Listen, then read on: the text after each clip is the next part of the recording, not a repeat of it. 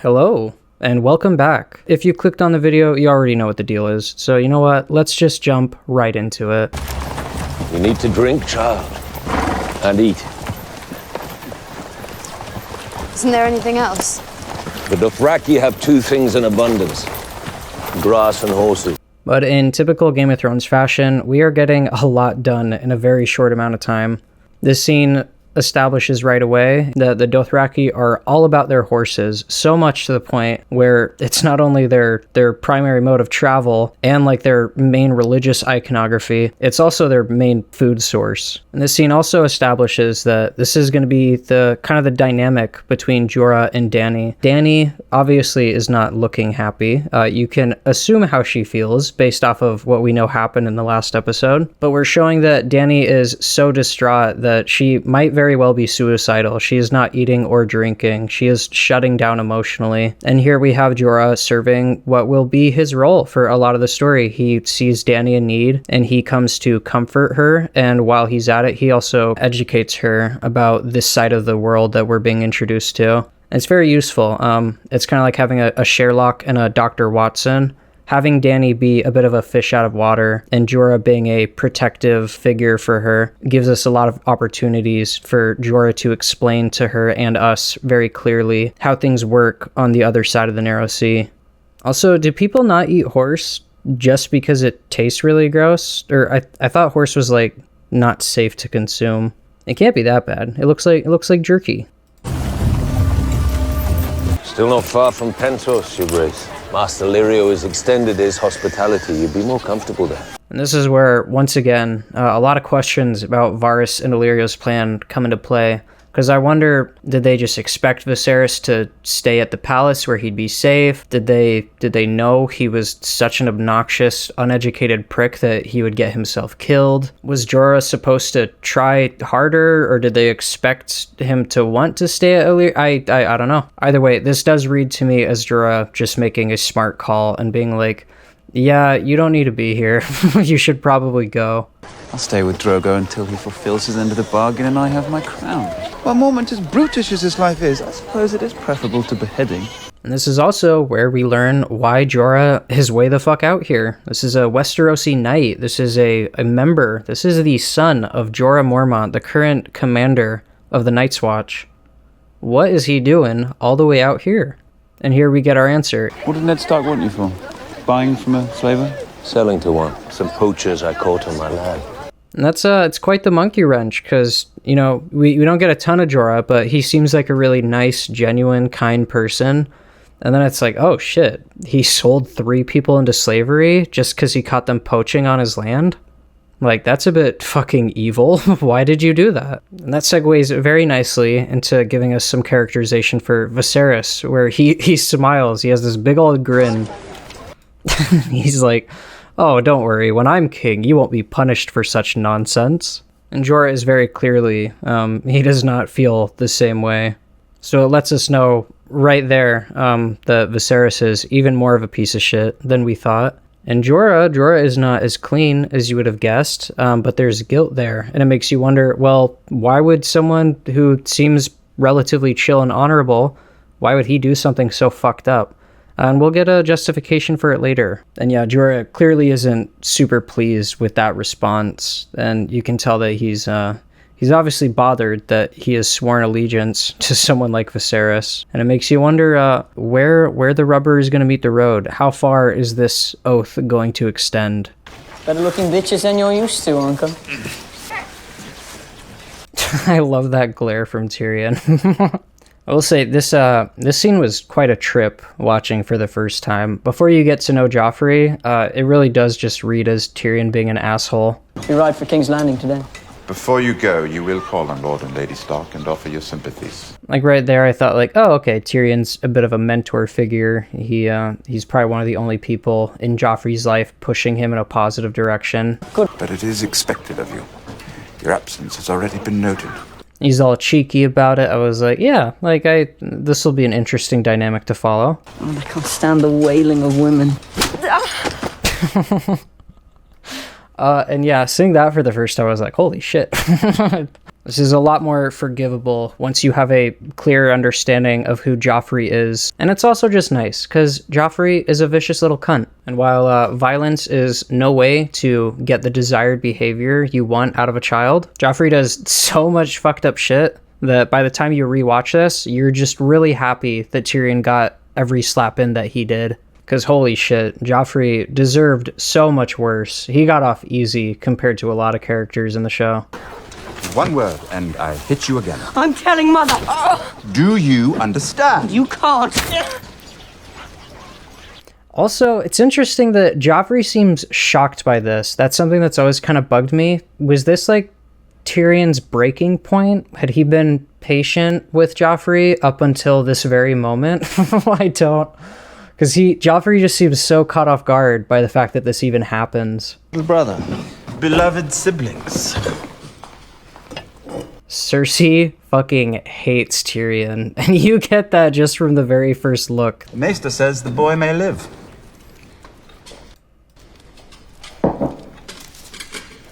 Tyrion watches their reactions very closely, which tells you that he knows them well enough to know A, what they're up to, but also B, the fucked up shit that they would do to keep it a secret. It's no mercy letting a child linger in such pain. It's a nice little taste of one of Cersei's main things that she does. Knowing that she was there and that she was A-okay with Bran being killed to protect that secret, and then for her to turn around and say in this scene, like, oh, the poor boy, like, it'd be such a shame for him to have to live and be a cripple. When you know in the back of her mind, she's like, God damn it, that little runt was supposed to die. And that's a trait that I think makes Cersei so much fucking fun. Just knowing the dramatic irony, knowing how evil she is, and then watching just how well she plays the role of being a magnanimous, malevolent queen. Sorry, is it benevolent queen, not malevolent. Still can't believe you're going. Where's your sense of wonder? The greatest structure ever built. The intrepid men of the Night's Watch. I like how Tyrion's being a little tongue-in-cheek. He's being a little coy about why he's going. But other than, like, you know, the wintry abode, the White Walkers, other than that little joke, he's being completely sincere. The whole reason he wants to go to the Wall is because Tyrion is a very curious character. He does have a sense of wonder to him. No, I just want to stand on top of the wall and piss off the edge of the world. Children. It is good, too, that they show us that Tyrion isn't just an asshole for the sake of being an asshole. Because we have yet, if you haven't seen the rest of the season, you have yet to see why Tyrion just unloaded a smackdown on Joffrey. So it's good to show that he doesn't just hate Cersei's children and they don't just hate him. He's actually really chill with Tommen and Myrcella, and it kind of gives you a hint at, like, their innocence as well, showing that as much of a fucked up psycho as Cersei is, even her own kids can recognize that Tyrion's not that bad. I don't need to hear your filth. And you can tell she hates it too. The idea that her children would approve of or like Tyrion probably disgusts her. And she's also probably a little jealous, because you can bet your ass Cersei is nowhere near as cool of a mom as Tyrion is as cool of an uncle. Well, even if the boy lives, he'll be a cripple. Give me a good, clean death any day. And that is a great line coming from Jaime. That is very much true. When he loses his sword hand, Jaime is on the verge of just giving up and letting himself be killed. This is kind of a weird scene. So this is a show only, and it's also there's a significant change that starts with this moment. But in the show, they introduce a fourth child. There was a kid before Joffrey that was alive for a very short amount of time before a fever killed him. We're even told that Robert held Cersei and that he was devastated by the death of this first child, and that the child was a little black-haired beauty and that it looked just like Robert. The showrunners really downplayed a lot of the magic and prophetic elements in the story. Based off of this, I think early on they had planned to completely axe Maggie's prophecy, which is integral to Cersei's character in the books. And what's interesting about Cersei's prophecy is that in the show and the book, it specifies that she won't have any kids with Robert, but in the show, that's canonically not true. Some people think this is Cersei lying, but she has a conversation in the Wolf and the Lion episode with Robert where she says, "I still felt for you, even after we lost our first boy." So she's not lying. It was years ago. Robert was crazed, beat his hands bloody on the wall. The boy looked just like him. This is also meant to set up the Westerosi, like this universe's weird kind of genetic rules, how hair color is a really big deal. The color of their hair is the only hard evidence Ned even has by the end of the first season that all of Cersei's children are bastards. So this is a decent way of setting that up, especially saying that he looked just like Robert. We get even more reinforcement for that idea when we meet Gendry, and he supposedly looks just like a young Robert. But yeah, on its face, I think this was a good change. It also humanizes Cersei quite a bit. I think it definitely adds a nice layer to Robert and Cersei's relationship, where you get the feeling that both of them tried and were willing to make it work at one point before they inevitably realized it was untenable. But I think they fuck up because this plot point is kind of mostly, it's just completely forgotten after this first season. In Maggie's prophecy, the fourth child isn't even mentioned. She says that she won't have any children with Robert and that she will have 3 of her own. I know the writers have tried to justify it since then, saying that the baby didn't count in the prophecy because it was kept hidden, but that's just a cop-out. And aside from all that, just on its face, Cersei is coming here not to actually comfort Catelyn. I get the sense that Cersei just came here to check on Bran, and now she has to play it off like she's a sympathetic mother. Also hoping that building some rapport with Catelyn will keep suspicion off of her. But it's interesting to note that Cersei weaponizes her vulnerability. She weaponizes her past and her own scars.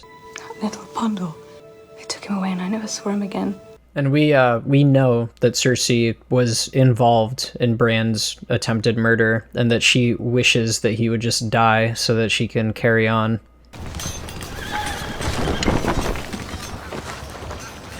Sword for the wall. You already have one. So what's the deal with this one? Perils beyond the wall. Wildlings and White Walkers and whatnot. We've guarded the kingdoms for 8,000 years. Is it we already? This is a cool way of showing us a big reason that Jon wants to join the Night's Watch, because without it, he doesn't feel like he has anything to stand on. As a bastard, this society sees him as almost inherently sinful. You know, and Jon has no reason to believe he could be anything other than a bastard. He could never actually be a part of House Stark. He's grown up around all this nobility and all these knights and all these cool castle-forged swords, but none of it will ever really be his, whereas the Night's Watch is an option for him. It's somewhere he can create a legacy for himself. It's a family of sorts that he can be a part of. Have you taken your vows then? Soon enough. I'm sure it will be thrilling to serve in such an elite force. And a good question to always ask with these Jaime scenes, because Jaime starts a lot of shit, is why? Why is Jaime approaching Jon and saying these things? What is he trying to get out of this? And you could just take it as Jaime being an asshole, and he is being an asshole while he is doing this, but I think the main thing he's trying to do here is he's trying to help Jon. I think he's trying to steer him away from joining the Night's Watch. He belittles it as a concept. He tries to make Jon feel like he's not ready for it. He tries to make Jon feel like it's not a respectable position, like the threats that he would be fighting aren't that real. And if not, it's only for life. Jaime regrets having been sworn to the Mad King and to the Kingsguard for his life, and I think he's trying to spare Jon from making a similar mistake. My things weren't properly folded, she says. Who cares how they're folded? They're gonna get all messed up anyway. Got classic Arya, seeing straight through the bullshit. Why fold your clothing when it's gonna get messed up anyway? That is true. Why make your bed? It's gonna get messed up anyway. I think the more important question is, why is Arya folding her own clothing? Surely that's something a servant would do. Maybe that's how it works in King's Landing. I have a hard time picturing Joffrey folding his clothes. So I think we're meant to believe that the Stark children are given a bit more responsibility. Got this really cute moment where Jon gifts Needle to Arya, and it's pretty neat because we don't get to see a whole lot of wholesome, functional relationships in this show. I really like that they show Bran and Arya and Robb and pretty much everyone except for Sansa getting along really, really great with Jon, because it just shows how much of an upstanding guy Jon is. It shows how upstanding most of the Stark family is, that they don't actually care that he's a bastard. And these two especially, you get the feeling that they really see each other for who they are. This is something, George, this is something that happens in this universe quite a bit, where we get to glimpse almost a more reasonable and rational perspective on bastards or some other aspect of this universe through the eyes of a child, someone who hasn't had their view tainted compared to all the adults around them. Someone like Arya has a much clearer perspective on who Jon is as a person than someone like Catelyn, who literally can't see past Jon's bastardy.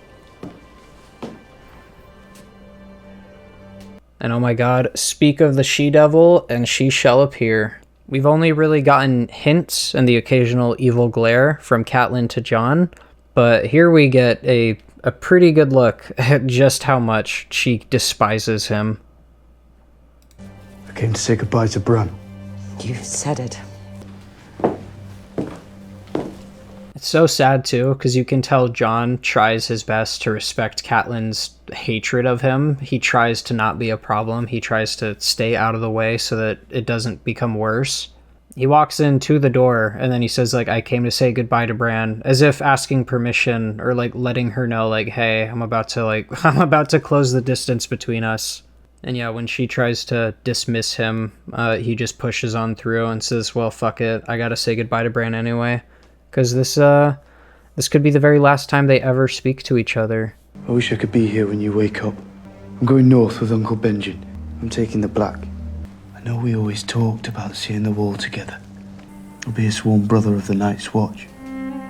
We can go out walking beyond the wall if you're not afraid. I don't know what it is, but this is one of several Jon scenes that reads to me as very much like, wow, there's a lot of Ned in him. And I can't help but be hyper aware of that when Catelyn is in the room observing him so closely. And it almost gets you thinking, like, it's so weird. It's so weird that she loves and respects Ned so much, but she despises Jon. Even though Jon has so much of Ned's qualities, so much of Ned's, like, best qualities in him. And you would think maybe a moment like that, where the Stark in him is shining through, Catelyn would chill out a bit. But she has the exact opposite reaction. She seems even more devastated to realize how much Jon is like Ned. Knowing that Ned, the most honorable man in the entire country, cheated on her, has got to be a big oof, a big old oof. And we of course know that that's not the case. And I really wish that at some point I'd be so curious. I would pay good money to see Catelyn's reaction to realizing that Jon isn't Ned's bastard. I would have killed to see her reaction to that information. And now you're leaving again. I have no choice. That's what men always say when honor calls.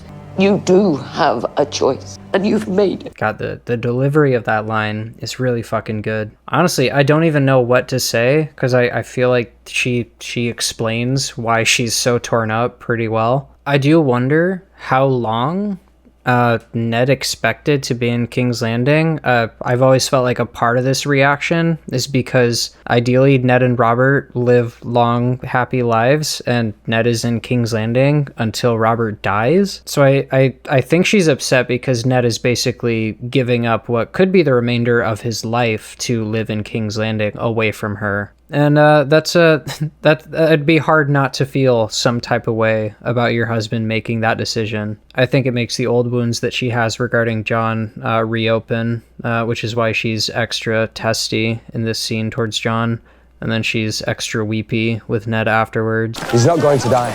I know it. You Starks are hard to kill. Something I forgot to comment on in the last episode is that Tyrion, his advice to Jon, how he should wear his bastardy like armor, he should never forget what he is so it can't be used to hurt him, it can't be weaponized against him. Jon might not be conscious of it, but he already does that all the fucking time. Here we have yet another example of him deliberately separating himself from the Stark family. He says, "You Starks are hard to kill," in reference to Bran. My mother? She was very kind. Really Chad move on Jon's part, lying and saying that Catelyn was kind to him, even though she absolutely was not. Because he has nothing to gain by lying in her defense, but he knows there's nothing to be gained from telling Robb the truth. He knows it can't be helped, and I think in a way Ned doesn't blame her entirely. The Starks have manned the wall for thousands of years. And yeah, you could wonder why such a nice dad like Ned, why he would want to ruin Jon's life even more by sending him to the Night's Watch.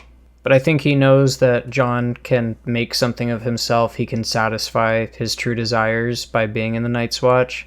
I think it's an extra layer of protection from Robert if Jon's heritage is ever discovered. I would say it also puts aside any concern of Jon contesting the rule of Robb or any of his other siblings later on. But I think Ned knows Jon well enough to know that that would never actually be a problem. You might not have my name. You have my blood. And like any really good twist, we're being told outright the truth, but we don't have enough context to actually know what it means.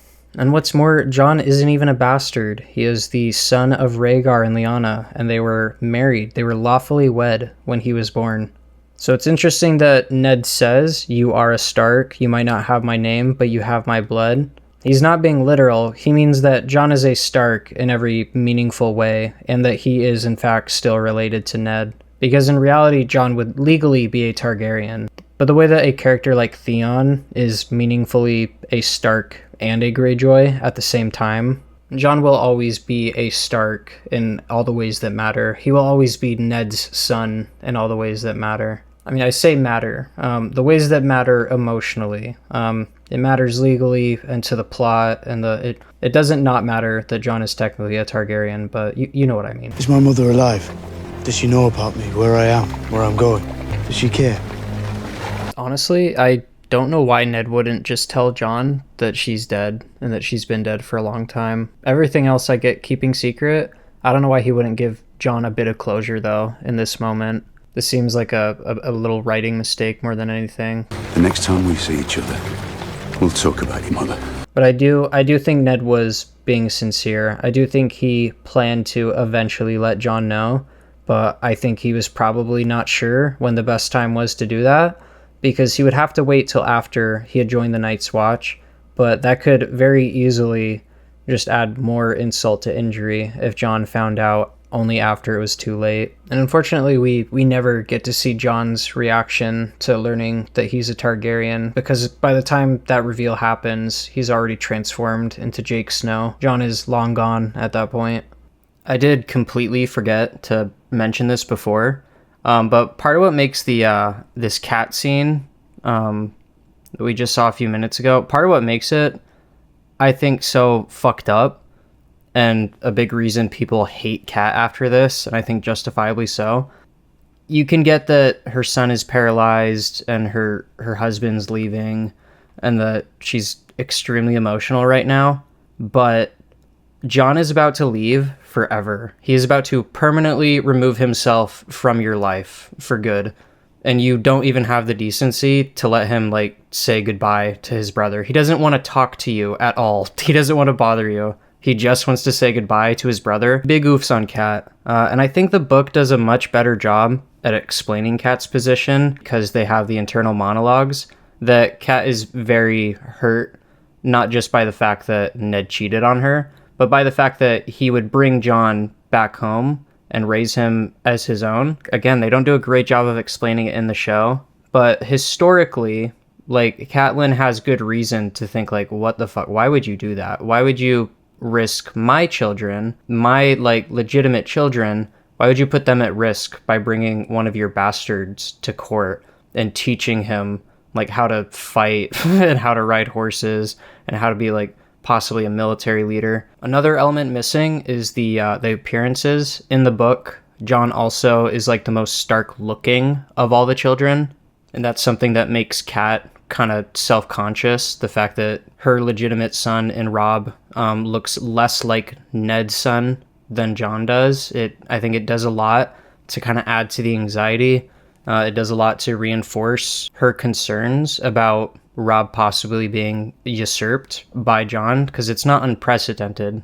Bastards do get a bad rep, but bastards have also caused a fuck ton of issues and like millions of lives lost. So yeah, again, Kat's position isn't completely untenable, but I do think the show does a much poorer job of making her empathetic. Because honestly, in the show, I think it's really hard. I don't know if Kat ever really fully recovers from this. There's scenes later where she talks about it and she's self-aware and she shows remorse for treating Jon like shit.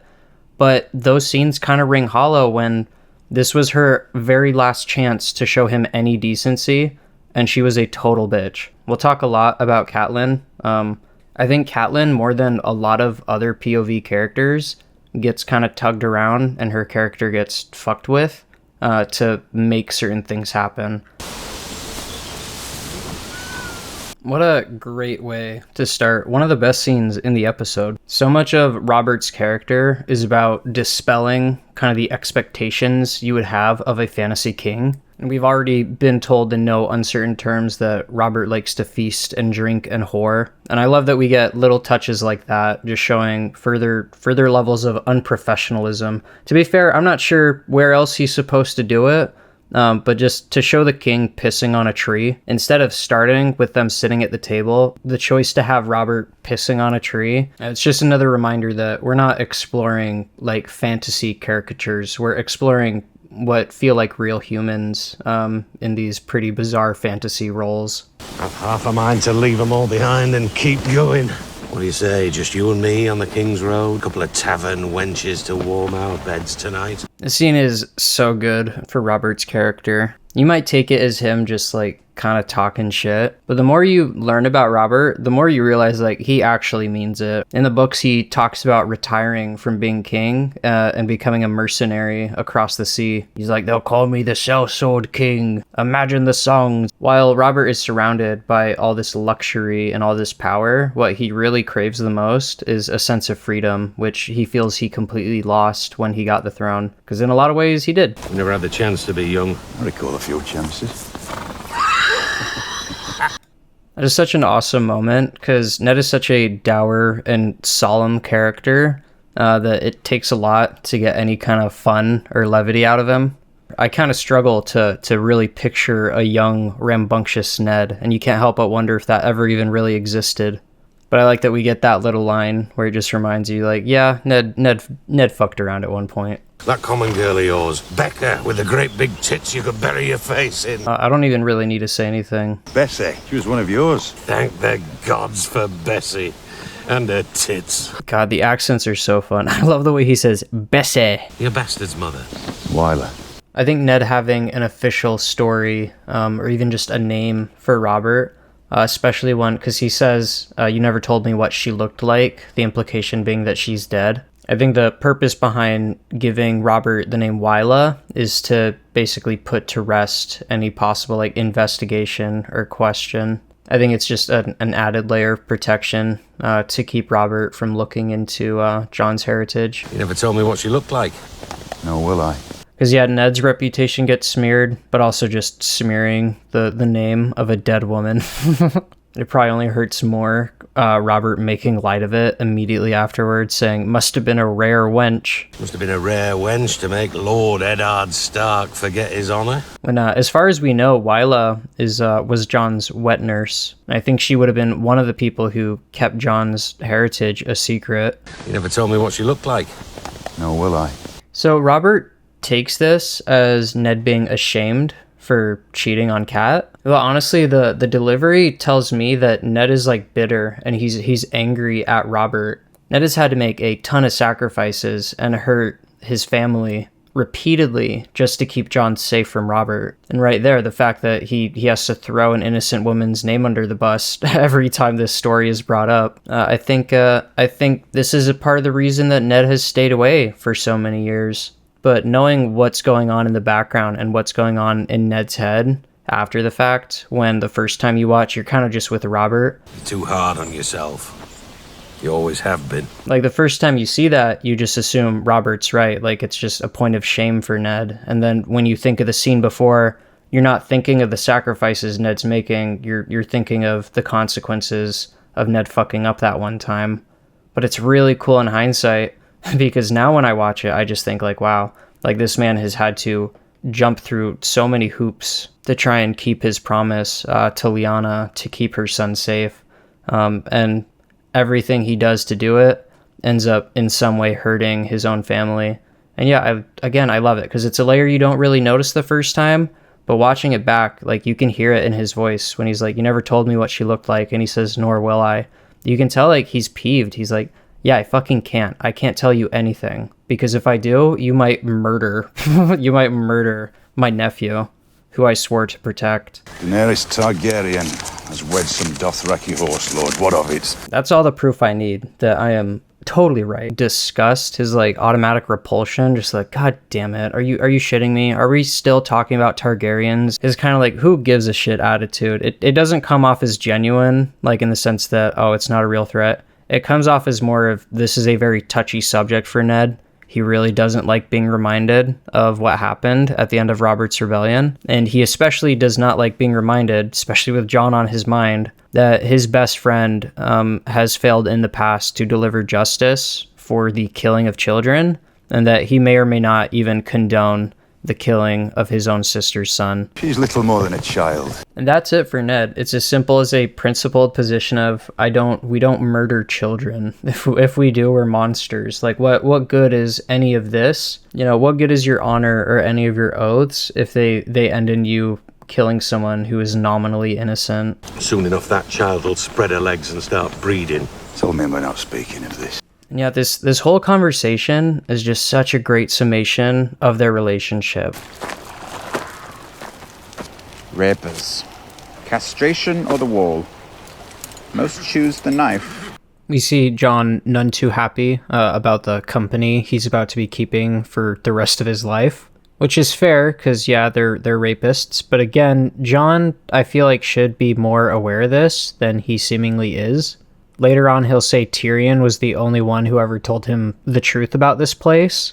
But I kind of just find that hard to believe in general. It makes a bit more sense in the books because Jon is like 14 in the books. But here, Jon is at least 18. And I feel like he's had ample opportunity and ample motivation to learn about the more nasty side of the Night's Watch. I feel like I have a fair few more complaints for this episode in particular. It probably is the weakest, maybe aside from episode 4 of this season. But overall, it's still pretty good. A lot of my complaints are smaller things. Why'd you read so much? Look at me and tell me what you see. Is this a trick? What you see is a dwarf. I was born a Lannister of Casterly Rock. Things are expected of me. And here we have what truly ties these two together. They have very, very different personalities and upbringings and families, but both of them are wrongly seen and treated as less than by other people because of what they are rather than who they are. And because of that, both of them have developed a strong need to make themselves useful and to prove themselves worthy. Talked about it in the first episode, how one of the biggest flaws with this system is so many unqualified people being handed power with nothing to regulate or disqualify them. And Westeros's treatment of bastards and dwarfs is the flip side of that. We see that these people who are wrong according to the system, the wrong for existing and unworthy of any power, they're actually the ones who are most responsible when given it, which doesn't apply as much to Tyrion, definitely to Jon. But like I said, both of them, like the same way Tyrion feels the need to learn and be smart and know everything, that's the same reason that Jon trains so hard and needs to be a great warrior. They each have to find their own ways of overcoming the hurdle that is their status. I must do my part for the honor of my house, wouldn't you agree? But how? Well, my brother has his sword, and I have my mind. And all of that just from Tyrion reading a bunch in front of Jon, and Jon asking, why do you read so much? And we get such a good answer that gives you such an insight into his character. And a mind needs books like a sword needs a whetstone. That's why I read so much Jon Snow. And that's just how awesome the writing is, even in this less than stellar by comparison to the others episode. It's time we reviewed the accounts, my lady. Talk to Poole about it. Poole went south with Lord Stark, my lady. and there are several other appointments that require our immediate I don't attention. care about appointments. I'll make the appointments. We got Kat slacking off, just puppy guarding the bedside of her dead son so that she can get out of her responsibilities. That's all this is. We got Chad Robb coming in saying, don't worry, I'll take care of it. And Robb's character is kind of all about stepping up to the plate when he really shouldn't have to. So it's cool that we're already seeing glimpses of that in episode 2. Very good, my lord. I like how Lumen looks both impressed and proud. As someone who's educated and raised Robb, it's probably very satisfying to see him step up in that time of need. When was the last time you left this room? I have to take care of him. Bran needs me. Rickon needs you. He doesn't know what's happening. He follows me around all day, clutching my leg, crying. This really is not a good look for Kat. I get some amount of grieving, but we're supposed to believe that this has been going on for a month now, and Kat is not only neglecting her responsibilities as acting ruler of Winterfell, she's also neglecting her youngest child. And for what? So she can take care of Bran by sitting by his bed and waiting for him to wake up? Like, you can't actually do anything for him. And yeah, this episode it's not very kind to her, because she makes a decision later that makes this seem just extra silly. Fire. You stay here, I'll come back. It's a mercy. He's dead already. I do appreciate that line, because it does take a specially evil piece of shit to kill a 10-year-old, but I do like that we get some kind of justification from this nameless killer, him just saying it's a mercy, he's dead already. Hearing him try to rationalize it, I appreciate even the smallest character getting a bit of humanization. No! That is like one of the most badass things she does, grabbing a knife by the blade. That is such a yikes. Ugh, I can't every time I see it.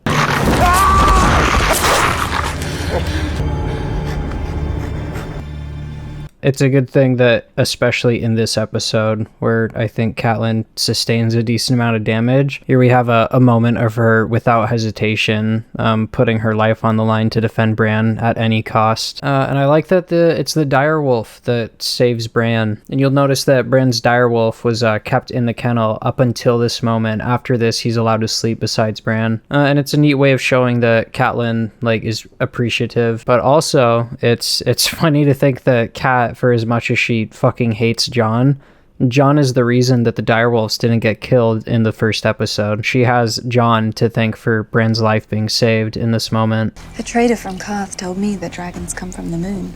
That once there were 2 moons in the sky, but one wandered too close to the sun and it cracked. Out of it poured 1,000 dragons, and they drank the sun's fire. Leave me with her. Why did the trader from Karth tell you these stories? Before your brother bought me for you, it was my job to make men happy. How old were you? I was 9 when my mother sold me to the pleasure house.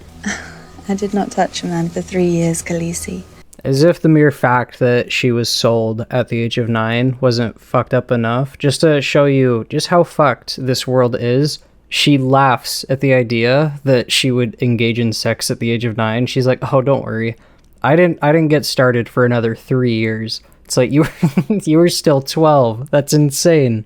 And it's interesting to put it here because you almost kind of get the sense that this is Dany. This kind of uplifts Dany in some way. You could say that this gives her some perspective in the sense that she could have it worse, which again is just fucking crazy to think about. But that's kind of where Dany's story is headed, where we're kind of exploring what a human can achieve even in the most fucked up of circumstances.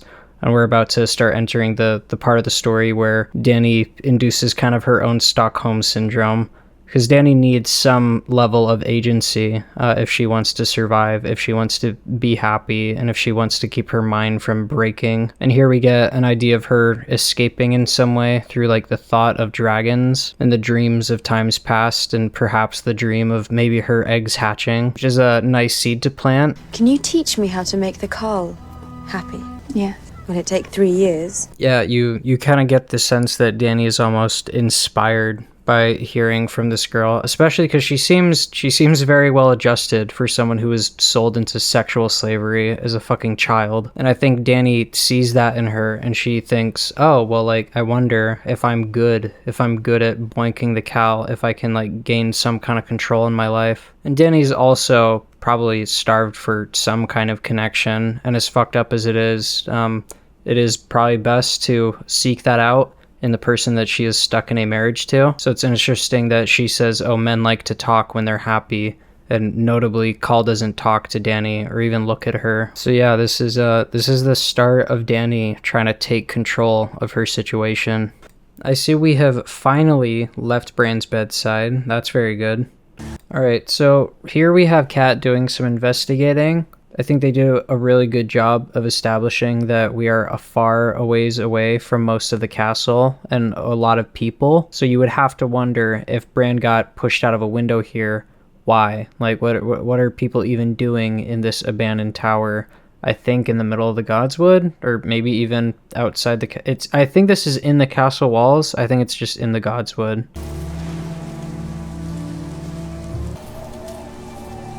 And then we got her finding a single blonde hair, which is a bit, it's a bit flimsy as far as evidence goes, but you do have to remember, in Westeros, genetics work a bit differently. So hair color it's a lot more damning of evidence than it would be in the real world. I think we're supposed to take from this, Kat's certainty comes from the fact that there should be no blonde people doing anything in this tower. There's a bare spot on the floor, like it looks like people were boinking. I do have to wonder who she thinks was doing the deed, because here she finds a long strand of blonde hair, and the person that she ends up thinking is responsible is Tyrion, the one with short hair and whores regularly and doesn't feel the need to hide it. I don't think Bran fell from that tower.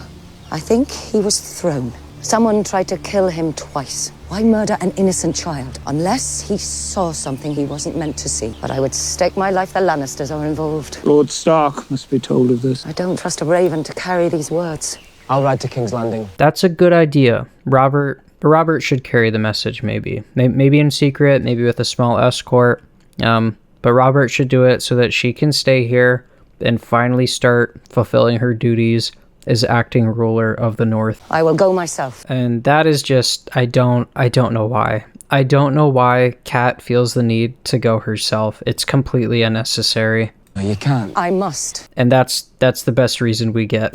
Literally nothing. I really do think this is just because Kat needs to, she needs to do a couple other things away from Winterfell. And I think this is a mistake that George made as well. I think this is a goof that occurs in the books. If all you're doing is telling Ned that there was an attempt on Bran's life, and you're showing him the dagger and you're telling him what you know, just send Roderick. Like, send Roderick and some men. If you don't want to send a letter, you do not have to personally deliver the message. You have people you trust in Winterfell who can do that for you. I'll send Hal with a squad of guardsmen to escort you. Too large a party attracts unwanted attention. Let me accompany you at least. Place for a woman alone. And the fact that she has to consider that, like, Kat really wants to go alone. What about Bran? What a great question. What about the kid that you've been shirking all of your duties for? Why, you're ready to leave him? You're ready to leave your whole family? You're ready to leave Rickon? Why? What is wrong with you? I have prayed to the Seven for more than a month. Bran's life is in their hands now. Awesome. Are the Seven gonna take care of Rickon? Are they gonna explain to Rickon why you haven't been taking care of him for a month? What the fuck? If all you were doing was praying, did you have to be at his bedside praying? Could you not also be doing your responsibilities and praying? Yeah, this like I said, this is probably Kat's worst episode. This is pretty bad. Obviously, I think we're supposed to take that Kat is like a fiercely loyal and like protective mother, and I think she is the victim of certain plot threads needing to be spun. And the Dothraki take slaves like a hound takes a bitch. Are you a slave, Khaleesi? The way she answers that is really good. She doesn't have the scrumph to say no, because she knows in every meaningful way she is. But again, this is part of Dany's character. This is part of her way of coping. Her situation is so fucked up that it kind of makes sense that she has to dilute herself a bit to survive it. You know, it's the classic fake it till you make it attitude. If she wants to be treated like a queen, she's got to start acting like one. And I can't show this scene, but basically now that she has learned, we get to see her put it into practice, and it works immediately. He frightens me too. Look at that face. Honestly, I don't know. This is a really funny scene to watch. I really don't know what Ilan wants from Sansa and the Hound. I don't know if he's dying to say something and he can't remember that he can't. But he just stands here shaking like an angry little Pomeranian. It's really funny to watch. I swear to God they add that in post. There's like a fucking like this airy growl that he does as he walks away like he's an inhuman beast. It's really funny.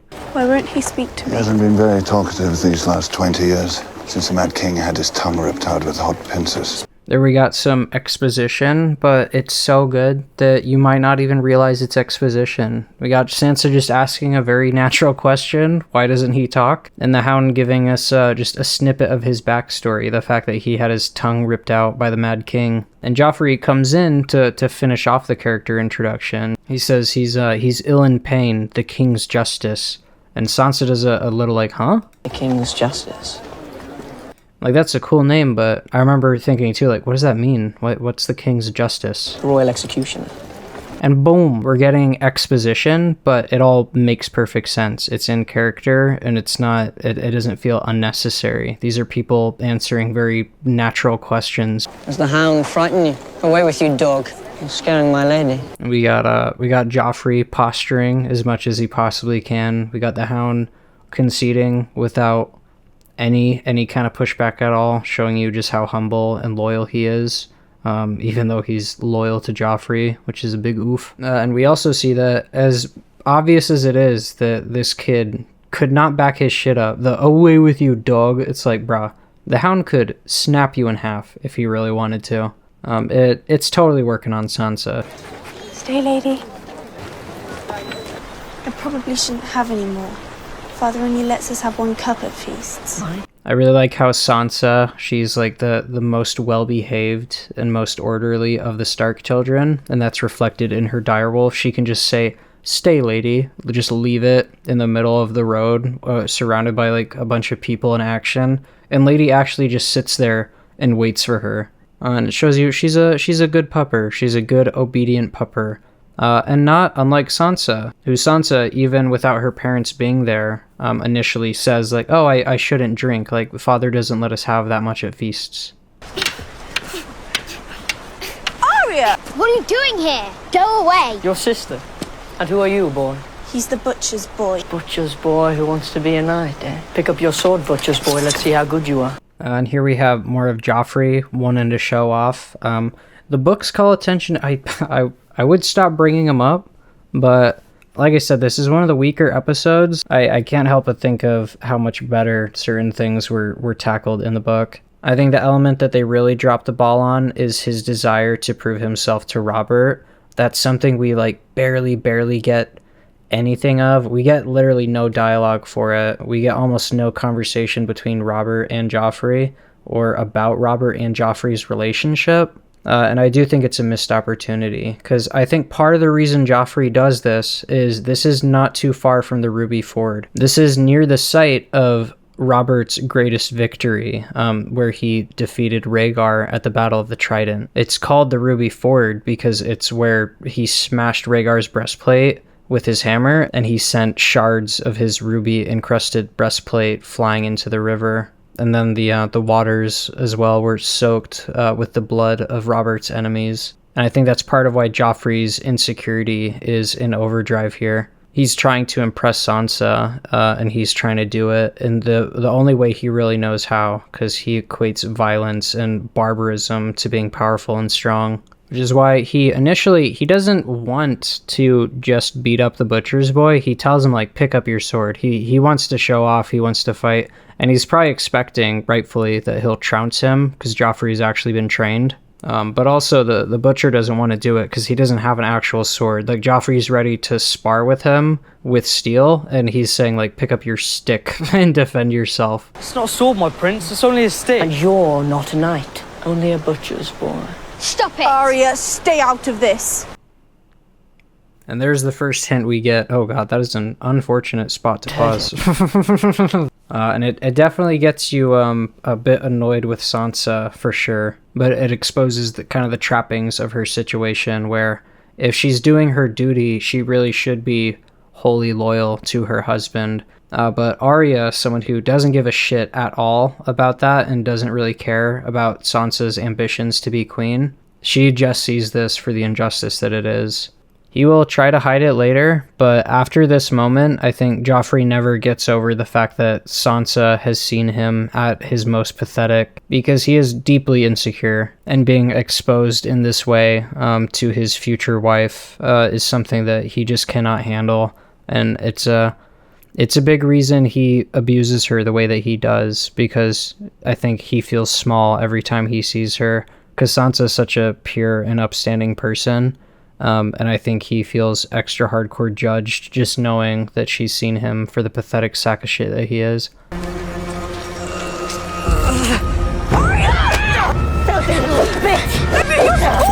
spoiling everything! Also, Jesus Christ, Joffrey is like just actually trying to kill her. Any illusions about him being a decent kid are destroyed when he starts to cut Micah, but holy cow, like, this is where we get confirmation that this kid is a psycho. He is out for blood. He has no fucking control. Got you, you little cunt!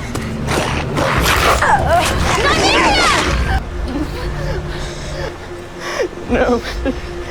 Please don't. You gotta wonder how often Arya thinks back to this moment. She's like, fuck, I could have ended it right then and there. I could have taken care of him. But it's a nice reference point for just how much ground her character is going to cover, and just how totally consumed she will be by vengeance and a desire to kill. And I think you can kind of see that. You can kind of see the fire in her eyes, like she knows he's a bad egg. No. Hats off to Maisie Williams. This tiny little look she gives where her eyes kind of widen and like her pupils dilate like she's about to go beast mode, seeing that little glimpse of like righteous fury in Arya peek out, that's fucking great, because her whole journey is going to be all about the darker side of her nature being let out to protect her and to help her cope with all the crazy loss that she experiences. Go! And then Arya, of course, has to send Nymeria away, which very much reflects Arya's situation, where she will have to be on the run and she'll be separated from the rest of her family. Because all the Starks get separated from each other, all the direwolves go separate ways. But what does make Nymeria an outlier is that she goes to live in the wild. She's kind of left to her own devices, much in the same way that Arya does. In the same way that Arya's story is all about kind of losing her humanity, you can imagine a similar thing happening with Nymeria, where Nymeria goes from being a bit more of a domesticated puppy to probably a more of a primal and vicious wolf, because that's what Arya's going to have to do. Arya's going to have to adapt into a killer in order to survive. What is the meaning of this? Why was my daughter not brought to me at once? How dare you speak to your king in that manner? It's a really cool moment for Ned, him standing up to the king in that way. Even though Ned and Robert are friends, you really do get the sense that this is just the outrage of Ned as a father, and that he would be saying this no matter who's sitting in front of him. And I like that Cersei tries to say, like, hey, that's very unprofessional of you. She, in a way, tries to pit Robert and legal, like, custom against Ned. Like, hey, you're not supposed to talk to the king like that. And I kind of love that Robert just shuts it down. He's like, shut the fuck up. Quiet woman. Based and red-pilled, am I right? But we need to get this business done quickly.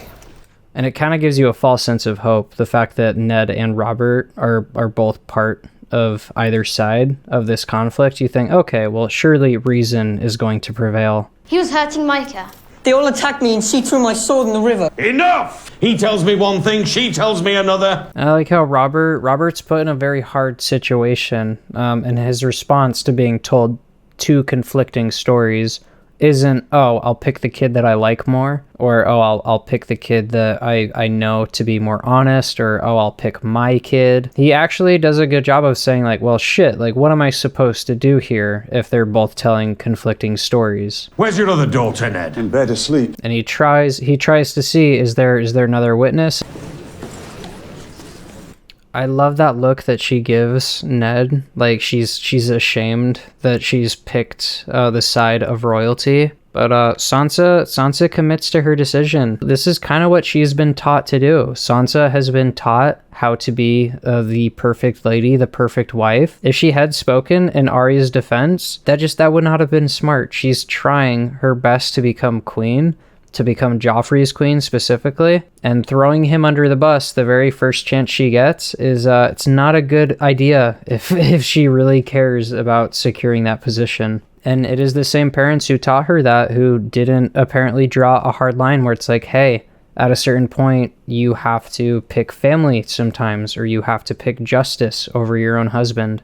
And sadly, because of that, Sansa is going to have to learn any and all of those lessons the hard way. Tell me what happened. I don't know. I don't remember. Everything happened so fast. Liar! Liar! And it's interesting that Sansa, she doesn't even have the scrump. As much as she is siding with Joffrey in a way, she is not saying that Joffrey is telling the truth. She's just saying she didn't see what happened. She's claiming neutrality rather than ending the conflict by exposing Joffrey. But then Arya just has, you know, the reaction you want to, because it's like, God fucking damn it. That's wrong. Do the right thing, tell the truth, wipe that stupid fucking smirk off of Joffrey's face, and for the love of God, don't get your own direwolf killed. It's obviously not productive, but again, it's just nice. It's really nice to have it's nice to have a child perspective, especially in the form of Arya. Someone who has this really heightened sense of justice because they haven't had their mind utterly destroyed by this system yet. So they see all of the fucked up shit for all the fucked up shit that it really is. I want her punished. What would you have me do? Whip her through the streets? And I love that too. I love Cersei trying to be like, yes, that's my opportunity. Have her punished. And you're like, God damn it. Like, what is this evil bitch gonna get away with? And you gotta miss Robert too when he's gone. He says, what the fuck am I supposed to do? Whip her through the streets? Which, that's not what Cersei suggested, but knowing Cersei... Damn it, children fight. It's over. And there we got probably one of Robert's best qualities. The fact that as much as he is not one for responsibility and legislation, he's also not one for bullshit. You get the vibe, in the books it's explicit, but you get the vibe that Robert doesn't believe Joffrey. Like, he knows Joffrey well enough to know he's probably lying. And then we have just a itty bitty line from Cersei, which kind of justifies her behavior. She says Joffrey will bear these scars for the rest of life. This is kind of Lannister thinking, the idea that you need to be ready to bite back, and you need to be ready to like hit back 10 times as hard.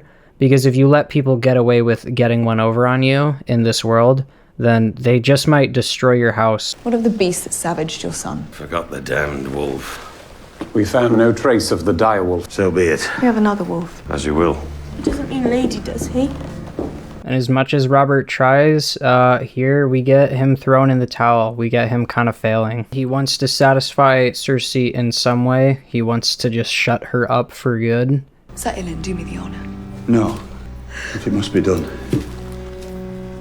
I'll do it myself. Which echoes what he said in the first episode. The man who passes the sentence should swing the sword. Ned doesn't like the idea of Lady being put down by someone who's not even invested in the situation. You can't help but wonder, because I get that Ned's probably doing it so that Lady will have a more peaceful passing and a cleaner death. But that has got to be so destructive to the mind of your daughter for her to know that you're the one that cut her puppy's throat. She deserves better than a butcher.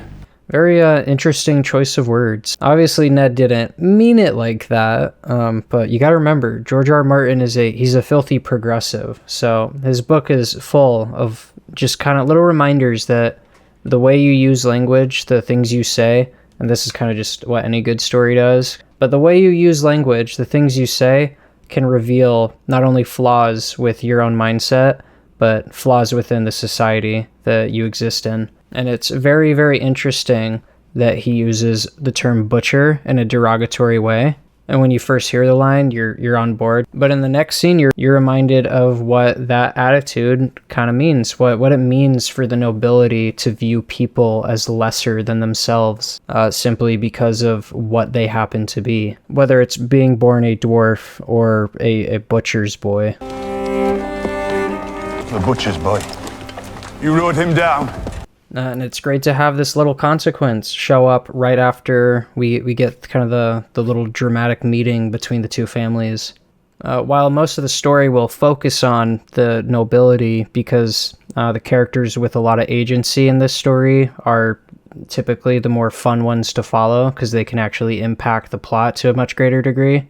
It is very important, and George always makes a point of this, to remind us that it's the little guy, it's the common man who's really paying the price for all these games that the High Lords are playing. The added layer of fucked is that while they were discussing what had happened before they had even realized like they had even gotten the story straight, the Hound had already tracked down and killed Micah. Like, it was already too late for him, even without any kind of trial or deliberation.